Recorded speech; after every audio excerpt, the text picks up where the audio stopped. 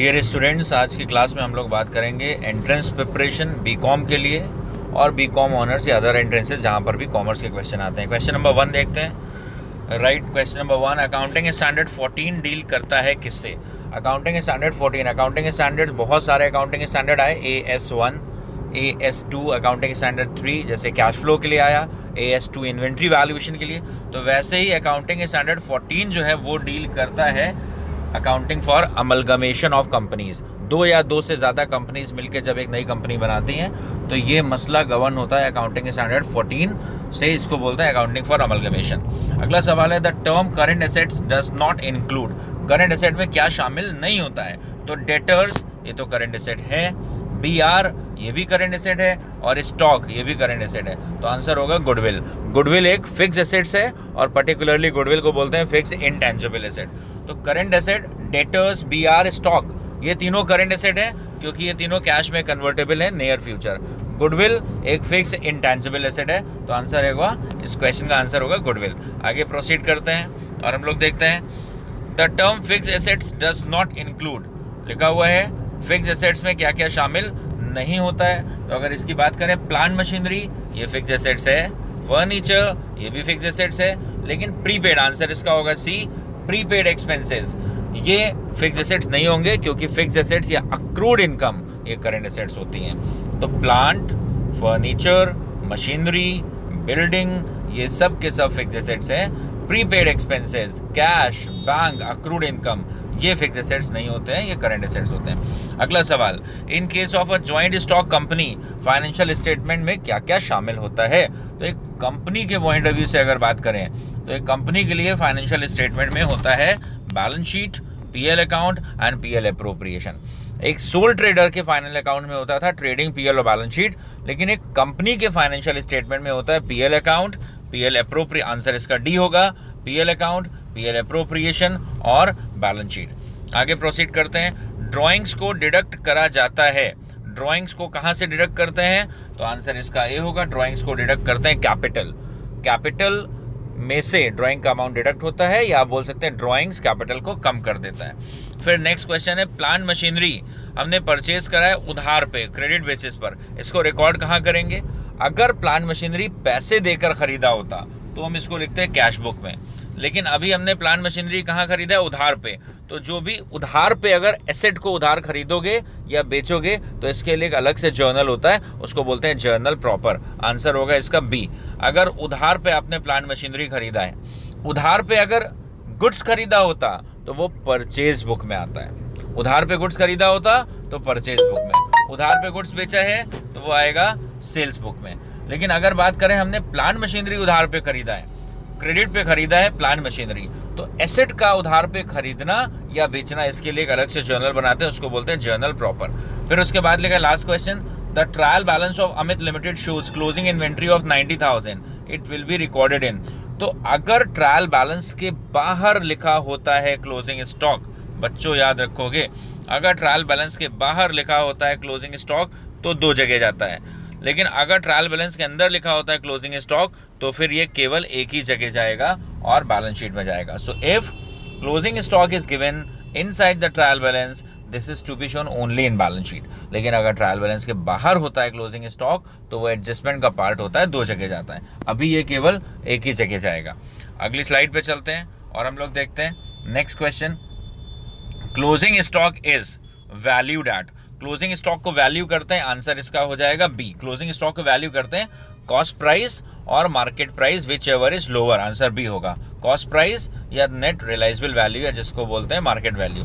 Accounting standard 2 ये कहता है, कंसेप्ट ऑफ कंजर्वेटिज्म साथ में इस बात को हाईलाइट करता है कि क्लोजिंग स्टॉक का वैल्यूएशन करो, उसकी कॉस्ट या मार्केट वैल्यू दोनों में से जो भी कम हो। अगला सवाल लिखा है, when goods are return to a supplier, तो क्या करा जाता है? हमने किसी से गुड्स खरीदा तो वो हमारा क्रेडिटर होता है। जब हमने किसी से गुड्स खरीदा होगा तो वो हमारा क्रेडिटर होगा।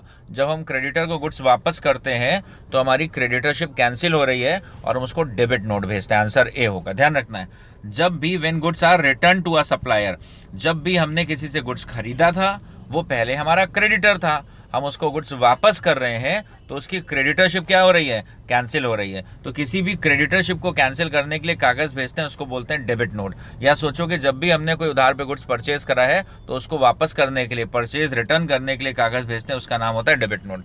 अगला सवाल लिखा हुआ है, accounting is the art of recording, classifying and summarising.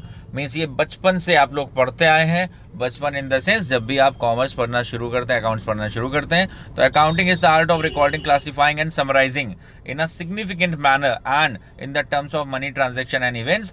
इसको किसने डिफाइन करा है, तो इसको हम बोलते हैं AICP, American Institute of Certified Public Accountants की ये डेफिनेशन है। फिर parties to a bills of exchange. Bills of exchange में 3 पार्टीज होती हैं। हम लोगों ने गुड्स बेचा है उधार पे तो ड्रॉर होंगे।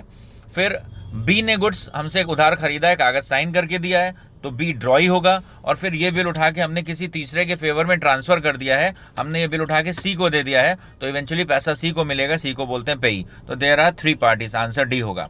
हमने गुड्स, हम ए है, हमने गुड्स उधार बेचा है तो इसको बोलते हैं ड्रॉर हो गए हम। हमने जिसको गुड्स बेचा है उधार, बी जिसने साइन करके दिया है, वो ड्रॉई हो जाएगा। और हमने इस कागज़ को उठाकर सी के फेवर में ट्रांसफ़र कर दिया है, हमने कागज़ उठा के सी को दे दिया है, तो इवेंचुअली इसका पैसा सी को मिलेगा। तो जिसको भी पैसा लास्ट में मिलता है उसको बोलते हैं पेई। तो देयर आर 3 पार्टीज। फिर क्वेश्चन है, which of the following equation is related with dual aspect. तो डुअल एस्पेक्ट क्या देखते हैं, वैसे तो डबल एंट्री के बेसिस पर डुअल एस्पेक्ट बना है, लेकिन डुअल एस्पेक्ट में पहली इक्वेशन देखते हैं जरा क्या है। एसेट्स और लाइबिलिटीज बराबर होते हैं, हाँ बिल्कुल ठीक है, total assets equal to total liabilities. दूसरा, टोटल लाइबिलिटीज के 2 पार्ट हो गए हैं, कैपिटल प्लस आउटसाइडर लाइबिलिटीज। तो बी ऑप्शन भी सही है, total assets equal to internal liability plus external liability. Internal liability को कैपिटल बोलते हैं, एक्सटर्नल लाइबिलिटी को आउटसाइडर लाइबिलिटी बोलते हैं, ये भी सही है। और LHS RHS अगर पलट दो तो कैपिटल अगर निकालनी हो तो कैसे आ जाएगा, टोटल एसेट्स में से एक्सटर्नल लाइबिलिटीज माइनस कर दो। इट मीन्स तीनों ही ऑप्शन ऊपर वाले ठीक है, तो आंसर हो जाएगा यहाँ पर डी आंसर हो जाएगा। जनरल रिजर्व क्या होता है, कोई भी रिजर्व जो रोजमर्रा के प्रॉफिट से बनाया जाए, means reserve which is created from revenue nature profit. रोजमर्रा के प्रॉफिट से जो भी रिजर्व बनाएंगे उसको हम बोलते हैं जनरल रिजर्व। तो आंसर यहाँ पे हो जाएगा B, general reserve is created from regular profit, means general reserve is created from revenue profit. फिर बी आर इंडोर्स, हमको किसी से कागज मिला, हमको किसी हम ए है, हमने बी को गुड्स उधार बेचा, बी से कागज मिला, उस कागज को उठा के हमने सी के फेवर में ट्रांसफर कर दिया। तो जब भी हमें कोई BR मिलता है और हम किसी थर्ड पर्सन के फेवर में ट्रांसफर करते हैं, इस प्रोसेस को बोलते हैं इंडोर्समेंट। और जिसके भी फेवर में ट्रांसफर करते हैं उसको डेबिट कर देते हैं। अगर हमने ये बिल सी को दिया है तो सी को डेबिट कर देंगे, हमने ये BR उठा के जेड को दिया है तो जेड को डेबिट कर देंगे। जिसको ये BR मिलता है, जिसके फेवर में हम ट्रांसफर करते हैं, उसको बोलते हैं इंडोर्सी। तो आंसर हो जाएगा सी।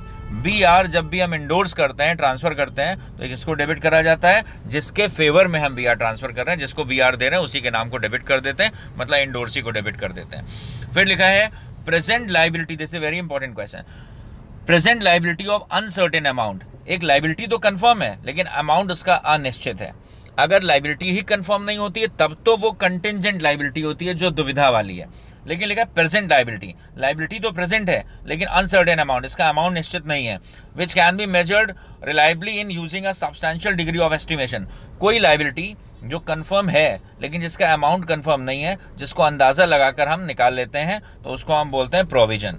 मीन्स जैसे प्रोविजन फॉर टैक्सेशन, हम अर्न कर रहे हैं, टैक्स देना ही होगा, कितना देना होगा वो ईयर के एंड पे पता चलेगा। डेटर्स हैं, उधार पे बेचते हैं, बैड डेट्स होता ही होता है, कितना होगा वो लास्ट में पता चलेगा। तो वो कोई भी लाइबिलिटी जो अभी है तो लेकिन इसका अमाउंट निश्चित नहीं है, तो उसके लिए हम तैयारी करते हैं, उसको हम बोलते हैं प्रोविजन। अगले सवाल पे चलते हैं, अगली स्लाइड देखते हैं। Profit is a part of owners capital और ओनर्स इक्विटी। प्रॉफिट से ओनर की कैपिटल बढ़ जाती है, लॉस से ओनर की कैपिटल कम हो जाती है, तो profit it is a part of owners capital. फिर अगला लिखा है which one of the following statement is false. देखते हैं, लिखा हुआ है there are many views about accounting principle, accounting is based on accounting equation, accounting is commonly treated as language of business. इसमें कोई भी फॉल्स नहीं है, all the 3 options are absolutely correct. There are many views about accounting principles, accounting के principal या सिद्धांत बहुत सारे हैं, उनके लिए बहुत सारे मत हैं। जैसे कुछ लोग कहते हैं अकाउंटिंग प्रिंसिपल बहुत रिजिड है, कुछ लोग कहते हैं अकाउंटिंग प्रिंसिपल फ्लेक्सिबल है, बहुत सारे व्यूज हैं। Accounting is based on accounting equation, बिल्कुल सही है। अकाउंटिंग इक्वेशन होती है assets are equivalent to liabilities plus assets are equal to liabilities plus capital. तो अकाउंटिंग इक्वेशन भी होती है, accounting is commonly treated as language of business. बिल्कुल सही बात है, अकाउंटिंग को बिजनेस की भाषा माना जाता है। जैसे हम बोलते हैं राम से इतना पैसा लेना है, अकाउंट्स में केवल लिख दिया जाएगा राम डेबिट, मतलब राम डेटर है। बोला जाएगा राहुल से हमें 10 लाख रुपए लेने हैं, अकाउंट में सिंपल लिख देंगे राहुल डेबिट 10 लाख, मतलब राहुल हमारा डेटर है। तो ये सारे ही ऑप्शन सही है। फिर लिखा है डेप्रीसिएशन चार्ज करने के लिए on which of the following asset the depletion method is adopted. Answer इसका होगा ए, वेस्टिंग एसेट्स।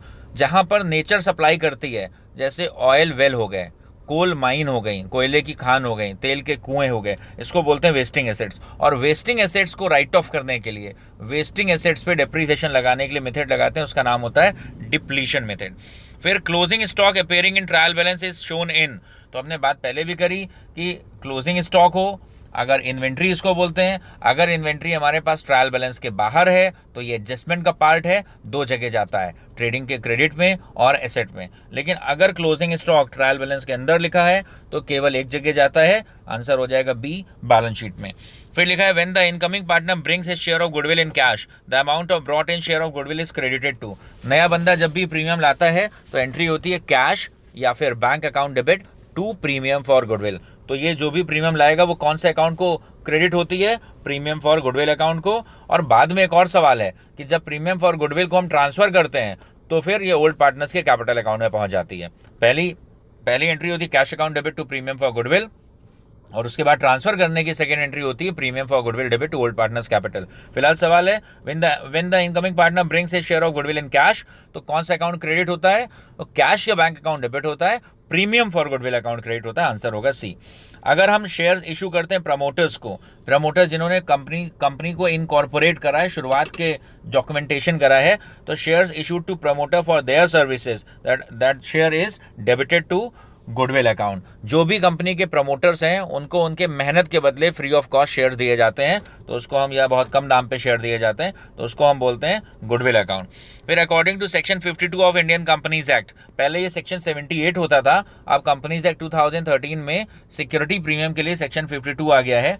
तो according to section 52 of Companies Act, ठीक है, the amount in the securities premium can be use. Security premium एक capital nature profit है और उसके पैसे को हम यूज कर सकते हैं कहाँ, इसका आंसर सी है। मींस अगर कोई कंपनी बोनस शेयर इशू कर रही है, फ्री में शेयर दे रही है अपने एग्जिस्टिंग शेयर होल्डर को, तो भी सिक्योरिटी प्रीमियम को यूज करके दिए जा सकते हैं। और अगर किसी कंपनी को स्टार्ट करते वक्त शुरू में कोई खर्चे होते हैं, उसको हम बोलते हैं प्रिलिमिनरी एक्सपेंसेस, तो प्रिलिमिनरी एक्सपेंसेस को राइट ऑफ करने में भी सिक्योरिटी प्रीमियम को यूज कर सकते हैं। तो सिक्योरिटी प्रीमियम का यूजेस बताता हुआ सेक्शन 52 है, और आमतौर पर सिक्योरिटी प्रीमियम को इस सवाल के कॉन्टेक्स्ट में देखें तो 2 जगह यूज कर सकते हैं, fully paid bonus share issue करने में, अपने एग्जिस्टिंग शेयर होल्डर को फ्री में शेयर देने में सिक्योरिटी प्रीमियम को यूज कर सकते हो, और प्रिलिमिनरी एक्सपेंसेस को राइट ऑफ करने में।